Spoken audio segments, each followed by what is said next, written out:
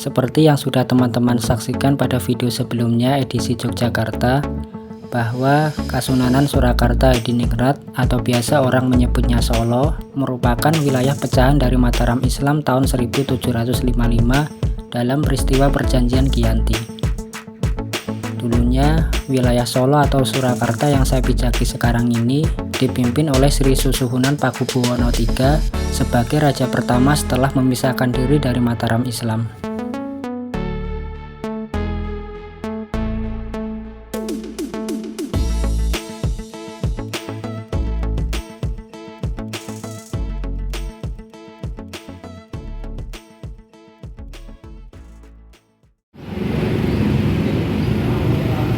Assalamualaikum warahmatullahi wabarakatuh. Selamat datang kembali di channel YouTube Faisal Hafidz bersama saya Muhammad Minwanul Likunil Mahamid. Pada video kali ini akan melanjutkan edisi sebelumnya, Satu Daerah Sejuta Pesona di Surakarta. Tonton terus video ini sampai akhir.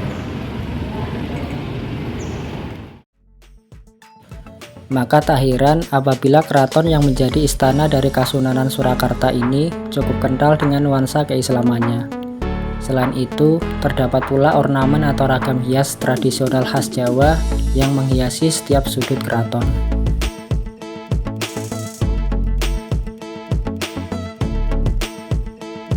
Keraton ini sendiri sudah ada sejak masa Mataram Islam, tepatnya tahun 1744 yang saat itu diperintah oleh Sri Susuhunan Pakubuwono II. Kemudian, kiprah Kasunanan Surakarta terus berlanjut hingga masa sebelum kemerdekaan Indonesia, sebelum akhirnya dicabut status keistimewaannya oleh Presiden Soekarno tahun 1945. Meski demikian, suksesi kepemimpinan Kasunanan Surakarta yang diwariskan oleh setiap raja yang memerintah masih tetap ada sampai saat ini.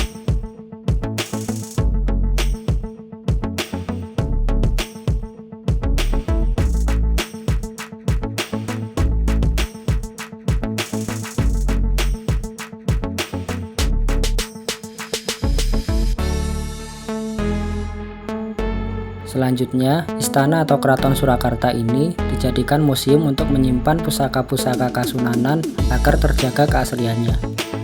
Di dalamnya juga banyak ditemukan galeri seni yang menawan serta barang-barang antik.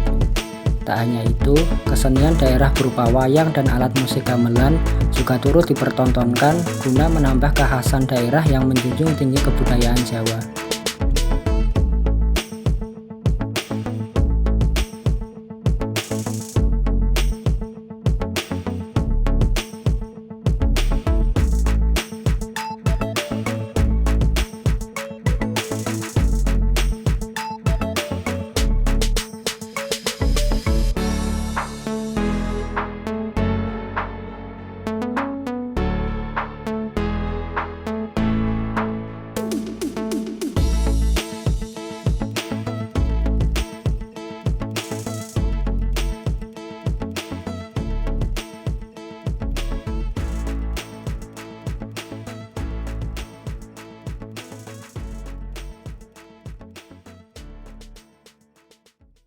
Setelah dari keraton, saya melanjutkan perjalanan ke Masjid Agung Surakarta yang lokasinya berada di sebelah barat alun-alun.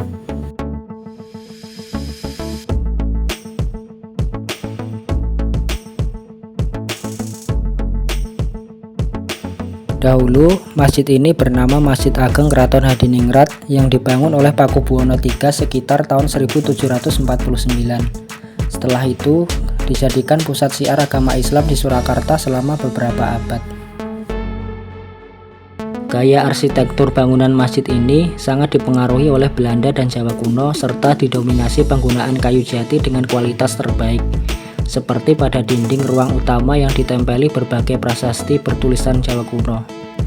Selain itu, pada pintu-pintu masjid yang dipenuhi ukiran kaligrafi ayat-ayat Al-Quran, begitupun untuk mihrab dan mimbarnya. Sama seperti kebanyakan masjid kuno lainnya, Masjid Agung Surakarta ini juga memiliki menara yang menjulang tinggi, yang mana dulu difungsikan untuk mengumandangkan azan sebagai penanda waktu sholat. Di sebelah utara menara terdapat perpustakaan yang menyimpan berbagai koleksi naskah kuno milik Masjid Agung Surakarta. Adapun naskah yang tersimpan di sana berisi tentang ajaran-ajaran pokok keislaman seperti Al-Quran, tafsir, hadis, fikih, tasawuf, dan sebagainya yang tentu bisa menambah hasanah pengetahuan kita semua. Demikian tadi video ulasan mengenai satu daerah sejuta pesona di Surakarta. Terima kasih telah menonton. Saksikan terus video lainnya hanya di channel YouTube Faisal Hafidz. Wassalamualaikum warahmatullahi wabarakatuh. Itulah mengapa kita perlu melakukan perjalanan. Perjalanan tidak diukur dari seberapa jauh maupun dekat, tetapi seberapa banyak manfaat yang bisa kita ambil dari perjalanan itu. Karena bumi Allah adalah senyaman-nyamannya tempat untuk kita belajar banyak hal.